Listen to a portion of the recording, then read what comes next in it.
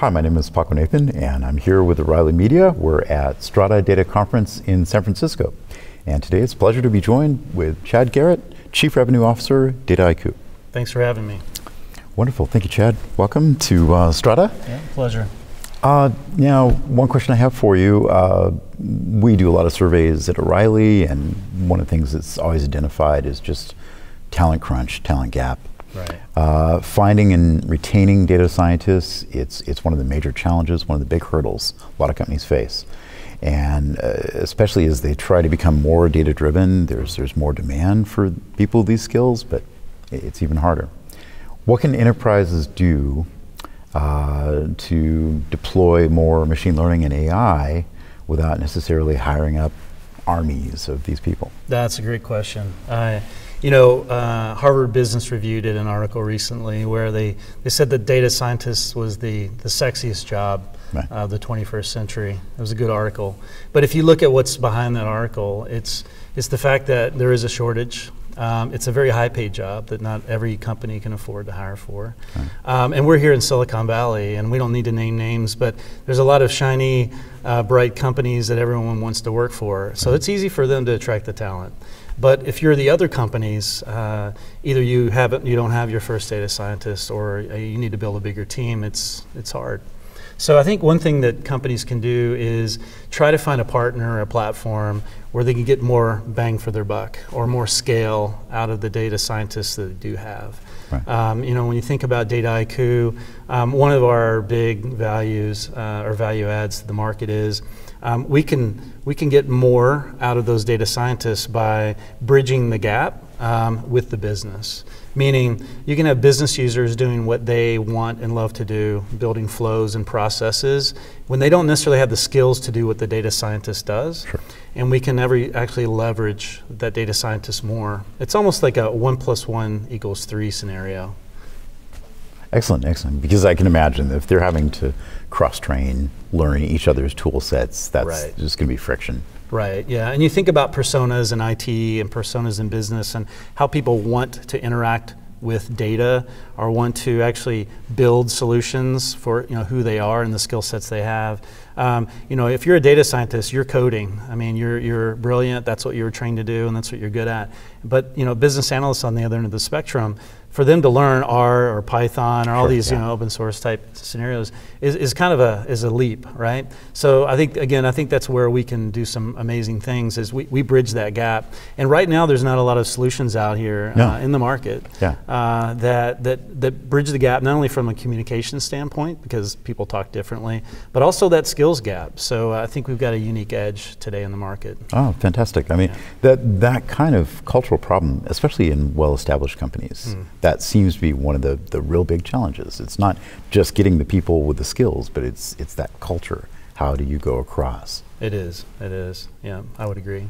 Looking at near-term, long-term outlook, what do you see as far as the future roadmap on the regulatory side of AI? That seems to be a very hot topic these days. It is a hot topic. Regulation is a hot topic almost everywhere you go in a lot of different ways. But AI is in the crosshairs of regulation, right? And it should be for obvious reasons. I don't know, a few things that come to mind that signal the coming of regulation. There's a simple one, Data Privacy Day of 2019, came and went in January. The European Council recently started amending its convention to include a lot more data privacy.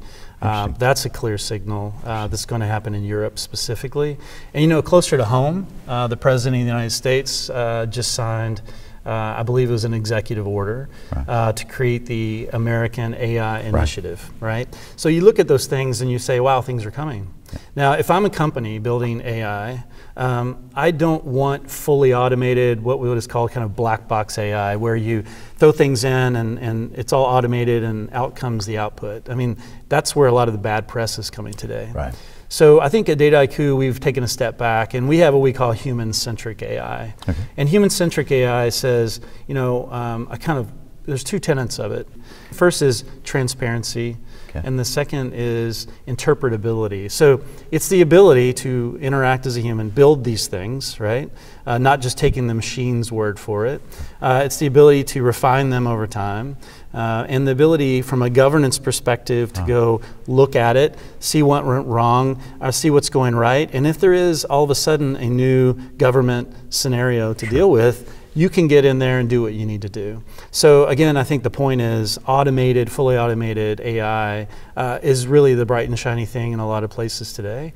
But you really have to think, it's early days for AI, what's coming in the next 2 or 3 years, technology-wise and regulation-wise. So that's a really good point, and I think anyone who's looking to build AI really needs to take that in consideration. The shiny object is out there, and there's this promise of auto ML, et cetera, or however you want to call it.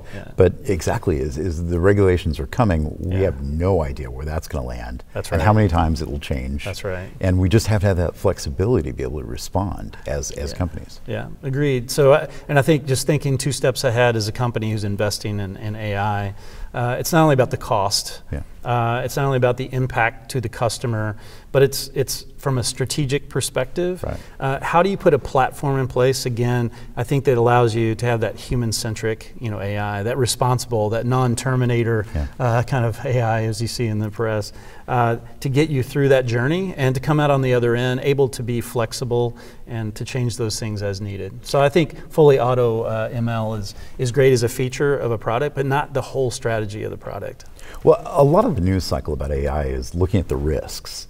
But you were talking earlier about that, bridging that gap between the technologists and the people who understand the domain, who are really making the key business decisions. We're hearing more and more that there's upside on this as well. I mean, you might talk about the risks involved with data privacy and why we have compliance and all that, but when you start to do it right, you can identify business opportunities as well. I can imagine there's synergy of these two things working together. Absolutely. I couldn't agree more. I think when you think about where AI is going and where the biggest opportunities are, it's easy, I think, as a consumer to see things like Alexa and self-driving cars that are coming. Those are the bright, shiny objects. They'll start impacting our life, let's face it. But the real needle mover in this whole picture is really what's trapped in the enterprise. Interesting. So you think about things that we've tried to automate over the years, basic human workflow. We've been doing that for the 20 years I've been in Silicon Valley working. We've been doing things like BPM and all sorts of things to automate. But I think there's that next level of automation to handle a very menial task or tasks that purely can be completely automated. Things like dealing with customer satisfaction and things like that. So I think we'll see a big revolution in that type of industry in the enterprise in the next 5 years, if not sooner. Does that start to tie together some of the business units that might be siloed, like supply chain, ERP, maintenance schedule, customer support? They need to talk with each other in formal ways. They do. And I think companies in the last 7 years have done a fantastic jobs with their analytics teams. If you look at the beginning of analytics, it was really, the use cases were fairly simple. And you look at where they were just 4 years ago, predictive maintenance on oil wells was a huge thing. The amount of money that these companies can save by looking at the temperature and the friction and all sorts of different metrics that alone don't mean something, but together are meaningful. So companies got there, but there's that next level of use cases I think that you really hit on is we kind of don't know what we don't know yet. And at the beginning of the analytics journey, we didn't know how to build those use cases because we weren't sophisticated enough. And the use cases became more sophisticated as we went. AI will follow the same path. There was a presentation today talking about on a scale of AI how companies are deploying applications today. I believe it was 0 to 10. Most companies are in that 0 to 2 phase. They're simple use cases. I'd submit to you that next year at this event, there'll be quite a few more in the 3 to 4 range, right? So it will evolve. I think the beauty of the market today, and I think the opportunity that my company has, is the journey is early.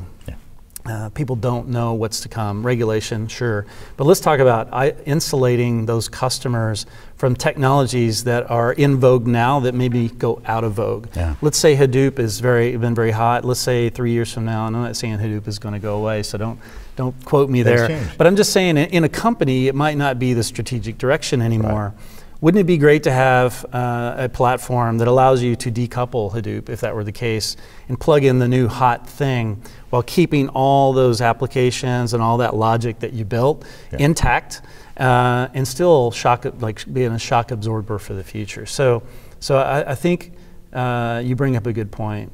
It's early days. We don't know what comes, and I think you need to partner with a vendor that can get you there. I mean, I know we can, but there's not a lot of vendors that have that horsepower right now. Certainly, especially that last mile we're talking about. That last mile, right.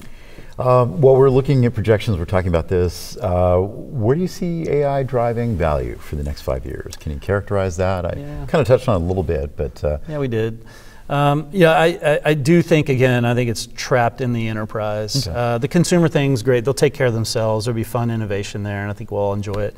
I know our kids will and our grandkids. Yeah. But as far as the enterprise, I mean, there's big value there. We discussed automating very simple tasks, but there's industries like healthcare. There's all sorts of wearables, and in the future there'll be things that actually will be put in our body to monitor our health. Those AI machine learning systems can take seemingly independent events surrounding a person, where they are, what's happening, and they can correlate in real time something that we didn't intend, or maybe a drug reaction, or maybe something that needs to happen sooner than expected. So I think analytics on its own can't follow a person around in their environment. I think there are AI machine learning benefits that are coming in the healthcare industry. There'll be not only game changers, but life savers. And I think this is the fuel to the fire that's going to get us there. So it's really kind of a 1 + 1 again equals 3. It's the needle mover for the enterprise, and we just don't know yet. But it's pretty exciting times. Wonderful. Thank you very much, Chad. It was a pleasure.